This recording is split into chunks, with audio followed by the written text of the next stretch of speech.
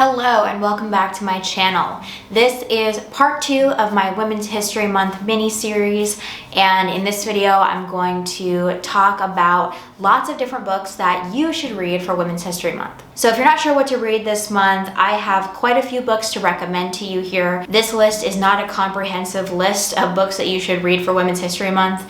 This is just a collection of books that I have read and really loved that are written by women and uplift women's voices and women's stories. Because I have so many books to talk through in this video, I'm going to keep my description of each book very brief and mostly focus on what I liked about the book, not about the plot necessarily. But without further ado, let's get into the video. So first, I'd like to dive into some nonfiction books. So this includes like regular nonfiction as well as memoirs. So the first book is Somebody's Daughter by Ashley C. Ford. So this is a memoir and it tells the story of Ashley's coming of age, particularly as it relates to her father being imprisoned and the far-reaching effects that has on her life. It speaks about incarceration, race, class, and the prevalence of violence against women. It was a 5-star read for me and an incredibly powerful and poignant book. The next book is also a memoir, and it is Know My Name by Chanel Miller. This book explores the story of Chanel Miller's assault on a college campus, the criminal case that followed, and the far-reaching effects of this experience on the author, as well as what it says about assault culture on campuses and in our broader society. This was also a 5-star read for me and an incredibly powerful story and a really important one to learn about. Okay, next up I have a memoir and a nonfiction book by an author who I really like, and the memoir is called Sex Object by Jessica Valenti. This is a memoir that talks about her experience with sexism from the everyday occurrences to the broader and more existential. It talks a lot about harassment and objectification and also talks about the Me Too movement. I love the way that this book is written. It is incredibly compelling and also a fantastic audiobook. Also, her nonfiction book Abortion is a recent release and it's a more thorough investigation of the realities of the importance of abortion and debunks some of the misconceptions that opposers spread. It's a very informative book, and if you're interested in learning more about the topic, this is a great resource. Continuing on with some more memoirs,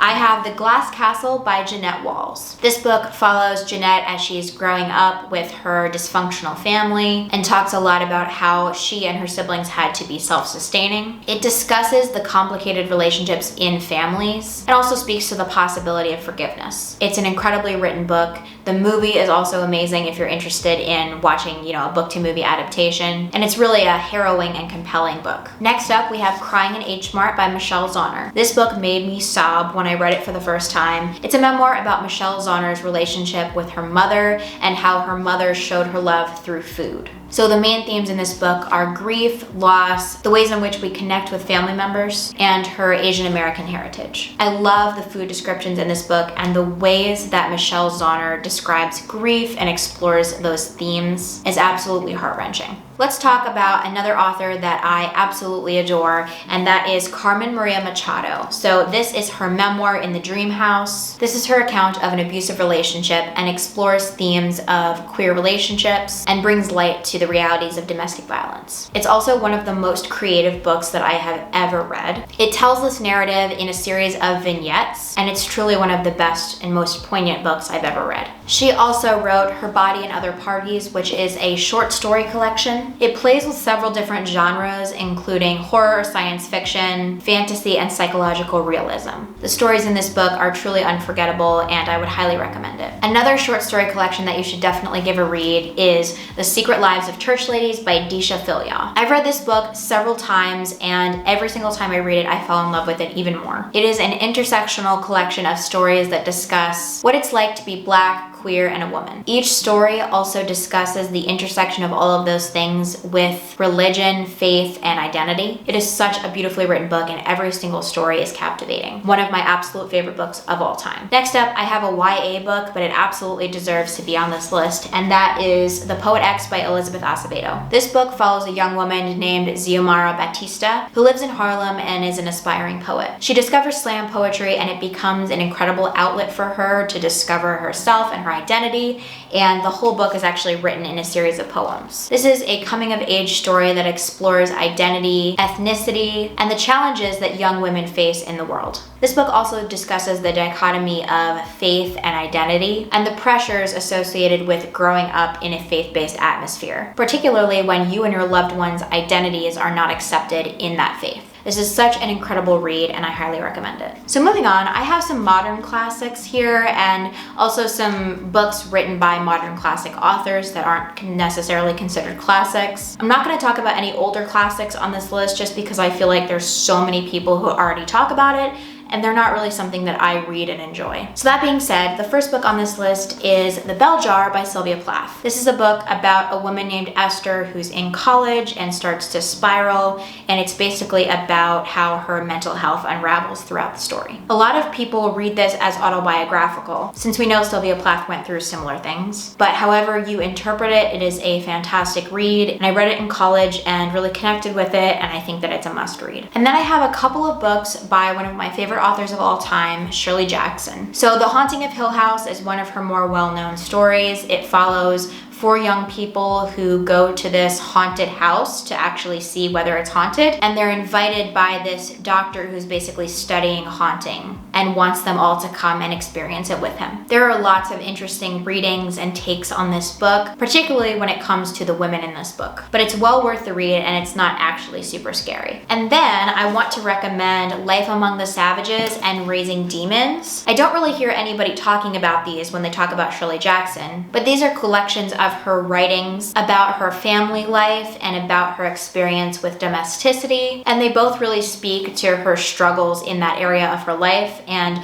often her lack of desire to be a part of the typical domestic feminine roles. These are actually some of my favorite of her works, and I think that they speak to some really interesting themes and aspects of her life. And if you're interested in Shirley Jackson but you're not really ready to jump into horror, then these are the books for you. Okay, moving into our second to last section, we have some translated fiction. First up, this book is translated from the Japanese, and it is Breast and Eggs by Miko Kawakami. This book follows 2 sisters and one of the sisters' daughter. They each are at a different place in their lives and are experiencing different aspects of what it means to be a woman. So this book follows each of their experiences with their womanhood and femininity, and the writing is incredible. Next up, we have an absolute favorite of mine, and it is Magma by Thora Hjólasdóttir. This one is translated from the Icelandic, and this follows a young woman in an abusive relationship and really speaks to the cycles of abuse and how domestic violence can really change your own self-perception. This book is very upsetting, and I would definitely look up trigger warnings for this book, but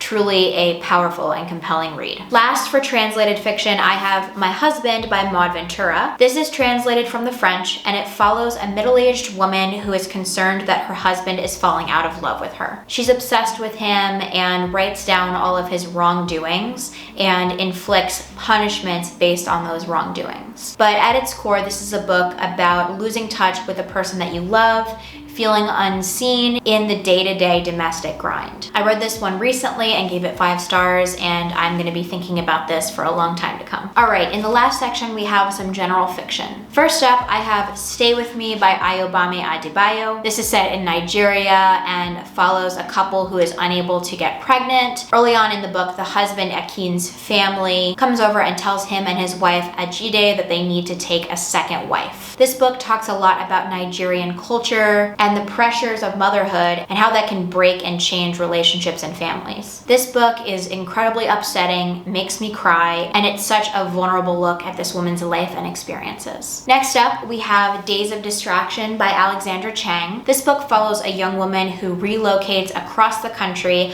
following her boyfriend who got a new job. And throughout this book, she's trying to discover who she is in this new setting, contending with a new work environment and a relationship that seems a bit one-sided. It also discusses some of her misgivings about her role in an interracial relationship and talks about her identity as an Asian American. This book hurt in the best way when I first read it, and I'm hoping to give it a reread soon, so you should definitely check it out if you haven't read it yet. Next up is An American Marriage by Tayari Jones. This book follows a young couple in love and their relationship is a bit tumultuous but very passionate. So their names are Celestial and Roy, and at the beginning of the book, they visit Roy's parents, and instead of staying at the parents' house, they stay at a hotel, and Roy is actually accused of assaulting a woman in the hotel. We know that he's innocent, but he's falsely incarcerated for this offense, and most of the book follows their relationship after his incarceration. So this book discusses themes of incarceration,